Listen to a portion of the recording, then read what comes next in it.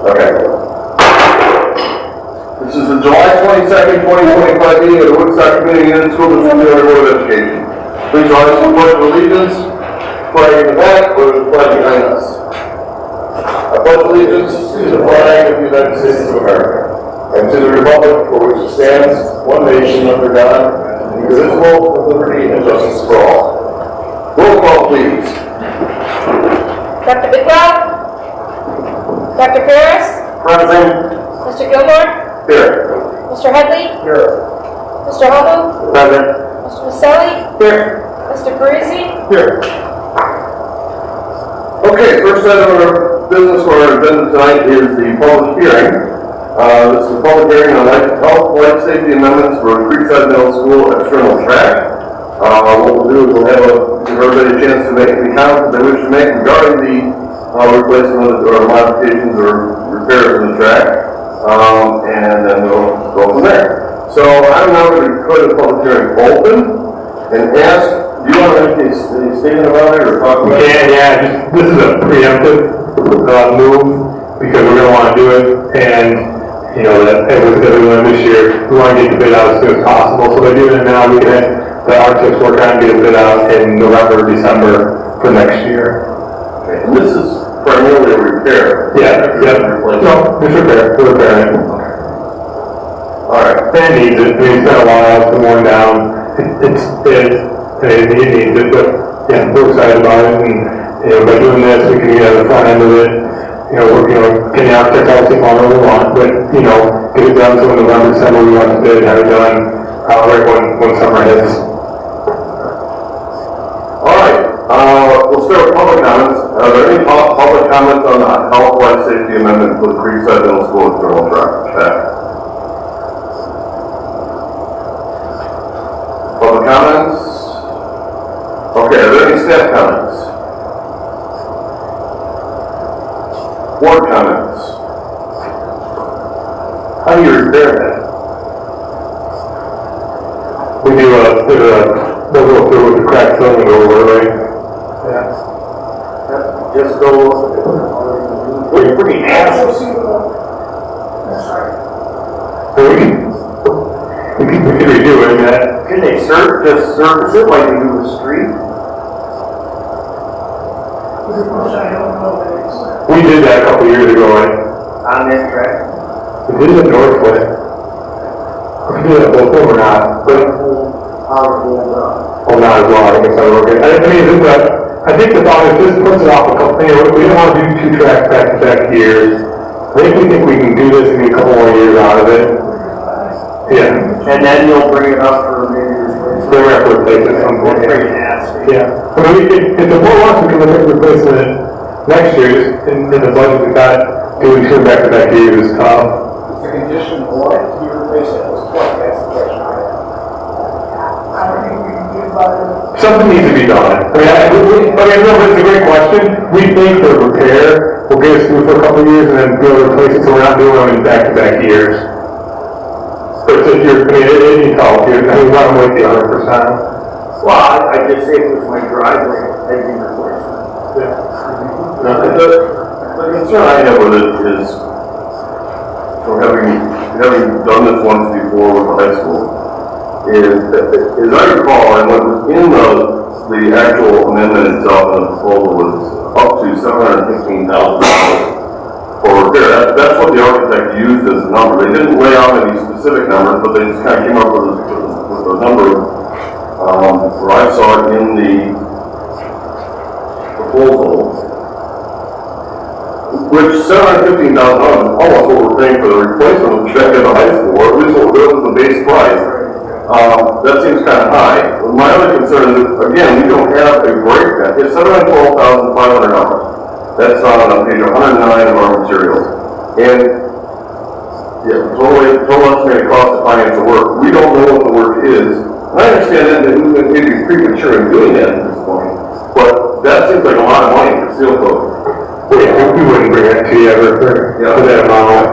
I was going to say, what are we paying for the new track here at the high school? Maybe before, so maybe about 80, but there's some other additional things going on. That number has to be a replacement number. that they put in there. Right, it's a replacement of what we put in there. Because it's for an addendum, because it won't be on our life safety, survey that comes in October, because it's like too low, so they just want to get this out there, so we'd be able to do this if we wanted, and not have to go with the priority of life safety. I mean, I don't dispute the need to do something out there. I certainly understand why they want to do it, why something needs to get done.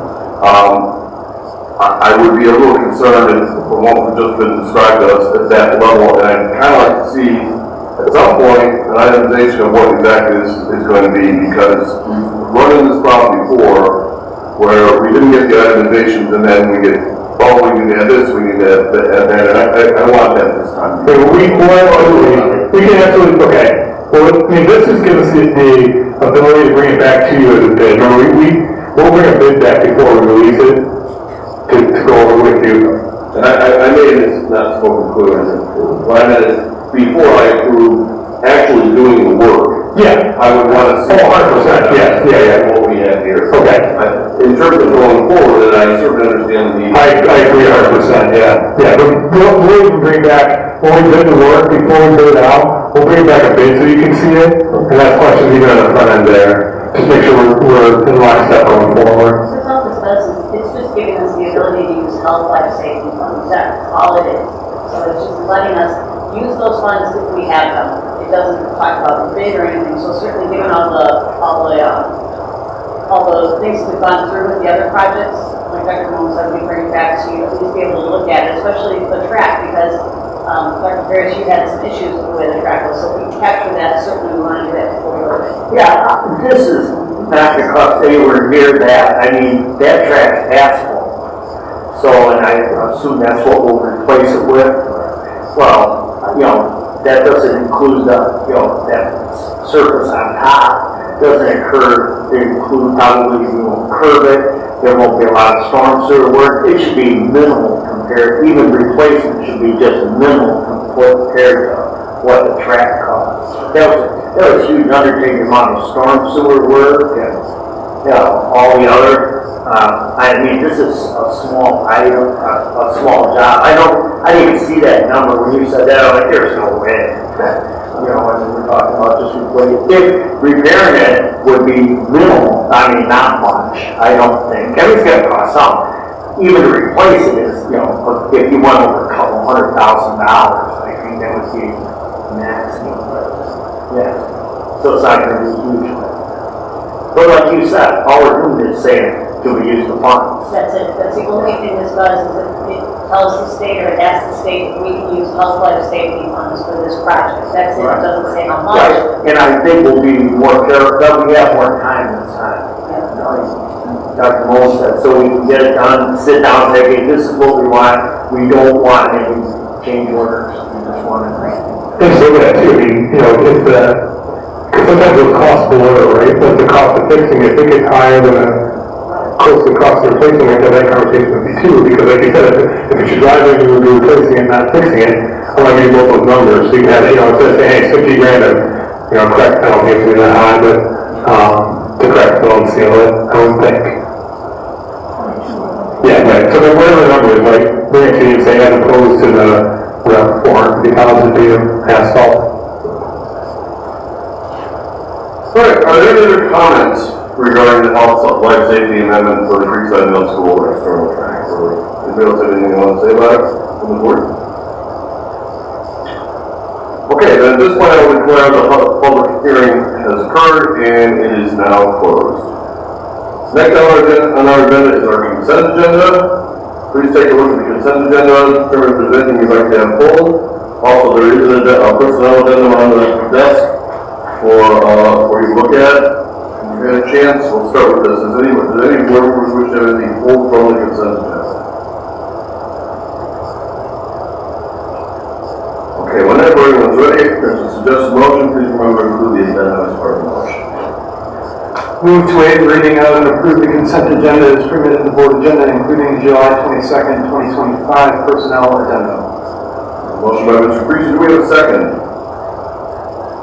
Second. Second by Mr. Owen. Roll call, please.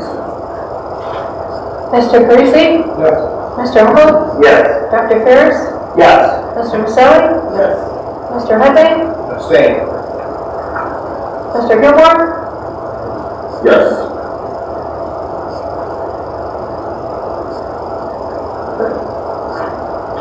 Moving on, our next item are communications. Communications are a time for community members and district employees to express a point of view, not debated issues, and to silently for the public to identify their name, address, phone number, name of organization represented, if any, and a brief description of the topic to be addressed. Comments are generally limited to 3 minutes in accordance with Board Policy 2:230 and otherwise covered by Board Policy 2:230. We'll start with public comments. Do we have anybody signed up? All right, is there anybody from the public who wishes to address the board that is not signed up? Okay. Staff comments. Are there any staff comments? Board comments. I was at Woodstock High School today, and there are posts in the ground for a solar project, and I jumped up with that. So just so you know, it's exciting to see actually something tangible that we can look at and say, yeah, it might be happening now. So it's good news for all of us. Great. And this. Good to hear you moving forward. I keep poking my head over the track whenever I come by and look and see what they're doing, what's happening. So it's good to hear that the fence work might be getting finally done too. So that's great. I have one thing, I was really happy when I saw that under the Challenger Center, we only owe $10,000. I was like, that's really cool. And I have a question about that. I know we have to pay $28,000. Is that already included in that amount? No, so that'll be. And then that's the annual fee. For last year, not for this year. Right. Yeah, for last year, yeah. So it's already in there. Yes. For last year, not for this year. We're gonna hit it. We're gonna be break even at the end of the year. I'd be shocked if we weren't. Yeah.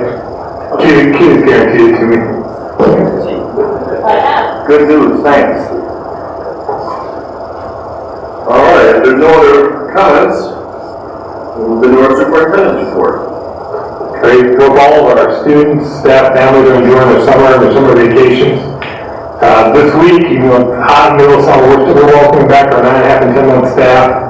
A number of great trainings coming in the next couple of weeks. We'll welcome new staff on August 7th and all staff on August 11th. With good weather, we'll be on that brand new track, I hope. Summer goal. Start of the year's coming, we can't wait, we're very excited. Number of projects going on in the district. John mentioned the solar project we're very excited about. The tennis court at Woodstock North should be ready for the first full week of August. Not the first, but that week it starts the 4th or 5th there. Parking lot there with Creekside should be ready August 1st, that's our goal there. The track should be ready August 7th or 8th, completed, which we're really excited about. So still a lot of things to get together for the end of the year, or the start of the year, I should say, but it's all coming together, and Paul's been a busy summer on top of everybody, but at this point, we're at a target, so we're really excited for the start of the year in our facilities. Thank you. We have no unfinished business. Our next item is new business, starting with the fourth quarter review of the 2024-2025 budget. Okay, if I can direct your attention to the comparative statement of revenue and expenditures for Fund 10 in your packet. Just to go over a couple things. As I mentioned before, I really like this report because it allows us to compare year over year. The important things to look at, though, for Fund 10 especially, is our revenues came out about 5% higher, which is about $4.3 million, and our expenditures also came out lower than expected, which allowed us to put about $8.2 million into our fund balance, which is a really nice thing given the fact that we've had big debt payments. We just wrapped up our first big debt payment. We'll have another one in January, so that's a good thing from our perspective for the district as a whole. That this is our largest fund is Fund 10, and we've been able to control it. A couple of things just to bring to light. When we do our budget for both property tax, for the property taxes at least, we really do our budget on the prior year's levy, but we collect some from the newer levy, so you can see why we have a little bit of a favorable result there. In addition, with the general state aid, we also pretty much budget based on the prior year, because we're just not sure if the state's going to boost that up a little bit, so we had a little bit of a favorable outcome there. In addition, our salaries pretty close to where they should be. Our benefits a little bit lower, which was nice. You can see in the supplies and materials, we're We're a little bit over there, but that's pretty much tech costs, and there's a little bit of an offset in the purchase services. But overall, from a Fund 10 perspective, we came out very well. Very healthy about this with a healthy fund balance for big things coming up in the next year. Any questions on Fund 10? Okay, next one is Fund 20, our operations and management, operations and maintenance. Again, similar story to the revenues, property taxes, same budgeting issue. You'll also notice, actually, in all the funds that I was very concerned with the interest budget. I didn't exactly know what was going to happen with that, and we came up favorable with that. Looking down at the expenditures in Fund 20 as well. Salaries pretty close to where they should be. Benefits a little bit lower. Just again, a factor of the budgeting amounts that we've used. Supplies and materials, a little bit on the high side, but purchase services offset that. We also had the $1 million transfer into the capital assets fund, which covered part of the solar fund, or the solar project. So again, we added about $500,000 back, and a little over $500,000 back in the fund balance in Fund 20. So it was a nice outcome this year. And then finally, if we look at Fund 40, transportation, similar situation. We have property taxes, interest, also our categoricals.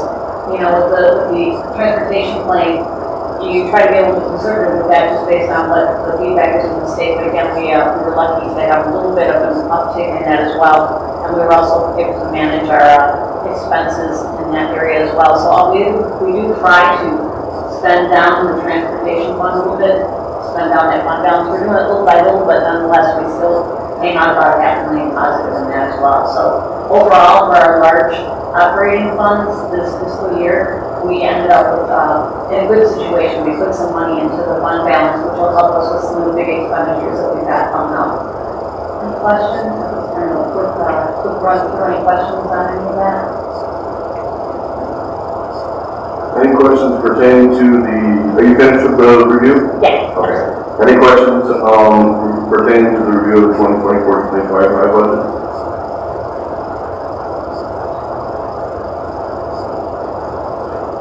Okay. Well, thank you for reviewing the budget. Well, thank you. All right. Next item is the approval of the bus purchases. Before you tonight is a proposal to purchase 2 used buses. We typically purchase used buses, and we've got 2 of them out there for you, 2016 and 2017. We had a little bit of extra funds in the transportation fund. We were able to find a couple that would address some of our needs. One of the shorter buses, a little bit longer, but for discussion with mechanics and transportation, they were pleased with these buses and felt they were in good condition. So I want to bring them to you for your review and approval. Are these intended to replace buses, or are these buses intended to, or just adding to the fleet? Right now they're adding to the fleet. I'm sure at some point we'll turn some around. Well, there's specific special need buses too, so that they identify that as a need for wherever as the population changes. So it's not a direct, it's not just adding more than a specific need that we want to have. Yeah, they're wheelchair accessible. Yeah, in the past, I know we were able to get some buses, we were really lucky, they were like a year or 2 old. There's nothing like that out there now, is there? Not right now, no. We've dealt with Midwest Transit, and they've been really good with us, but in this case, these have lower mileage. I can't quote you the exact one, but this is what they were being brought in off of leases, and we were able to get these pretty quickly. Yeah, just in the future, if we could, when we have those, we could just get the mileage for it. It'd be nice. Thanks. Okay, are there any other questions or concerns regarding the buses? Now, there's a suggested motion on page 104 of material. Move to approve the purchase of 2 used buses from Midwest Transit Equipment for a total purchase price of $142,630 with expected delivery in July 2025. Motion by Mr. Priest, do we have a second? Second. Second by Mr. Headley. Roll call, please. Mr. Parisi? Yes. Mr. Headley? Yes. Dr. Ferris? Yes. Mr. Maselli? Yes. Mr. Homewood? Yes. Mr. Gilmore? Yes. Okay, next item is the approval of life safety amendment to the paving project repairs to Creekside Middle School external running track. Does anybody have anything they wish to talk about with respect to that? This is just the action portion of Correct. the public hearing. And again, it's just giving the district the ability to use health life saving funds for this project when we will, it's not saying we're signing up to do anything yet, it's just giving us the ability to use this fund.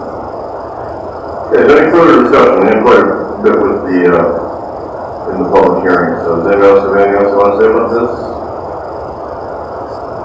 Alright, if not, there's a suggested motion on page 106 of our materials.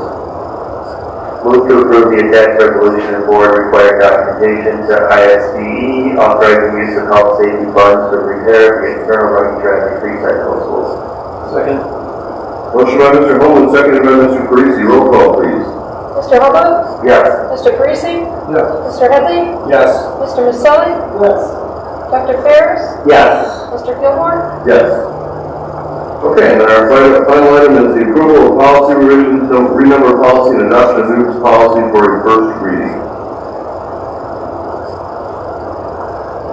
Good evening. Today we have 22 policies for your first reading, but you'll find that 15 of those are interconnected to 2 policies. The first one, I should also say these all come from press, and we reviewed many of these with our legal team as well. The first policy is a new policy, and that is number 7255. The first point of business was we already had an optional press policy of that same number, so we had to renumber that one back for a different number that dealt with nursing. And so, because this 7255 now is the policy that press is going to use for this one moving on. So the recommendation is that you had that optional policy to renumber. So we've done that. That's the renumber policy. There's no changes made to it, just renumbered. And this new one comes from legislation. This is from a law that mandates this policy, and the policy is 7255. Students who are parents, expected parents, or victims of domestic or sexual violence. And what it sets forth is new procedures and new resources for students to fall into these categories. There's a training aspect, there's an assignment of staff, and we have reviewed this, and we are in compliance and ready for this policy for the school year. We made sure that we are compliant with all of these things as I bring them to you. But what this does then is that because this is a new policy, 7 policies of these 20 revisions are connected to this one in references or connected to them. So this new policy then created 7 changes in 7 other policies or revisions. The same thing also happened 8 times with changes that we were directed to make for Title IX, going back to our 2020 rule. 8 policies there that were changed. And also there's some continuous improvements for press on that. One of those improvements being, you'll notice that the manager, the Title IX complaint manager is listed in all of those policies. That was an improvement addition recommended by press. The last 5 are just your average third-year cycle recommendations from press as a review. One was financial, one dealt with the student discipline. Those fall into the category of just additions, improving, and strengthening those policies in their review process. Does anybody have any questions for Brian, or any questions or any comments regarding the policies themselves? It kept referencing 526A, but it's not on. Article 26, that's from the law. It's that they refer to the students' impression as Article 26. I looked it up today because I was like, what is it's basically the whole collection of statutes that deals with the pregnant and domestic violence victims. So any of those statutes are in color. I saw that all the time. I'm like, what is that? Okay. Okay, any other questions or concerns regarding the policy revisions? If not, there is a suggested motion on page 114 of our materials.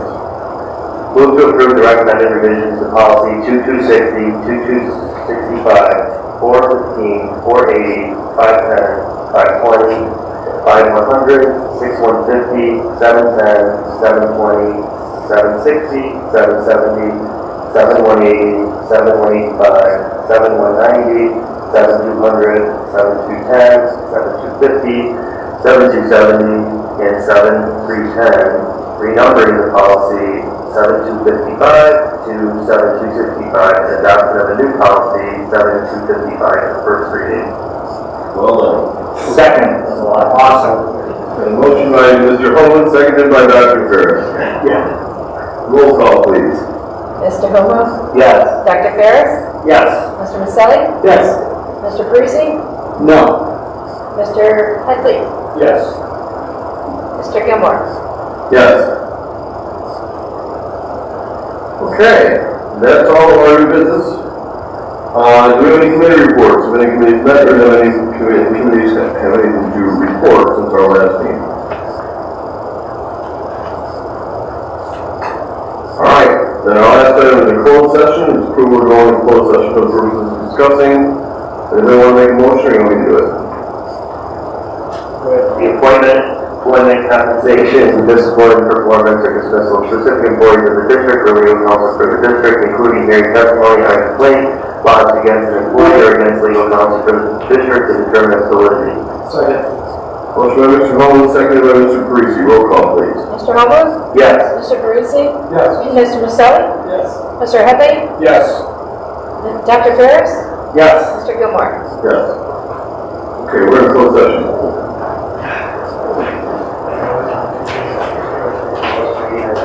Thanks, I just wrote down what I'm thinking.